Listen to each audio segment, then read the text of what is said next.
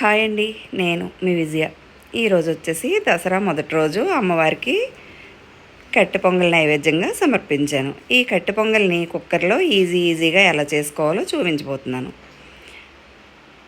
ఈ కట్టె పొంగలి పెసరపప్పు, జీడిపప్పు, మిరియాలు ఇవన్నీ వేస్ట్ చేస్తాం కాబట్టి ఆరోగ్యానికి కూడా చాలా మంచిది. ఎప్పుడైనా బ్రేక్ఫాస్ట్గా కూడా చేసుకోవచ్చు. దీనికోసం 1 గ్లాసు బియ్యం, 3/4 గ్లాసు పెసరపప్పు తీసుకుని ముందుగా శుభ్రంగా కడుక్కుని నానబెట్టుకుని పక్కన పెట్టుకోవాలి.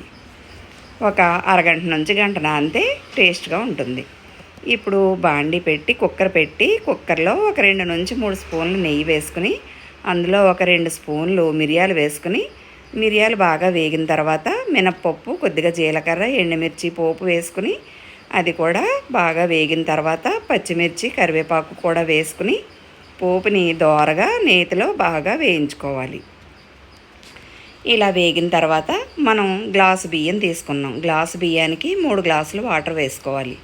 3/4 గ్లాసు పెసరపప్పు తీసుకున్నాం. పెసరపప్పుకి 2 గ్లాసులు అంటే గ్లాసు 3/4కి 5 గ్లాసులు వాటర్ వేశాను నేను.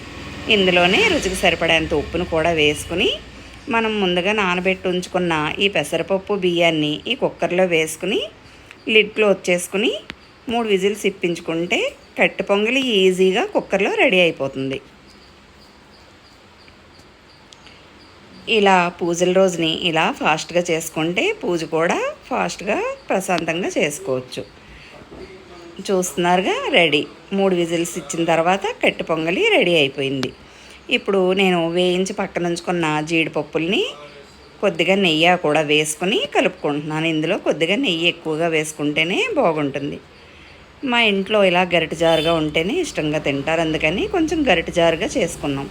అదే కొంచెం పొడిగా కావాలనుకున్న వాళ్ళు 1 గ్లాసు వాటర్ తగ్గించుకుంటే కొంచెం పొడిగా వస్తుంది.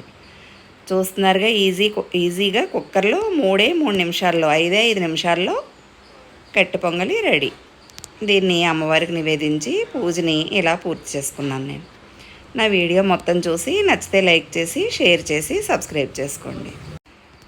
ఈ దసరా నవరాత్రుల్లో మొదటి రోజు అమ్మవారికి కట్టె పొంగలి ప్రసాదాన్ని సమర్పించాలి. 9 రోజులు 9 రకాల ప్రసాదాలు సమర్పిస్తాం.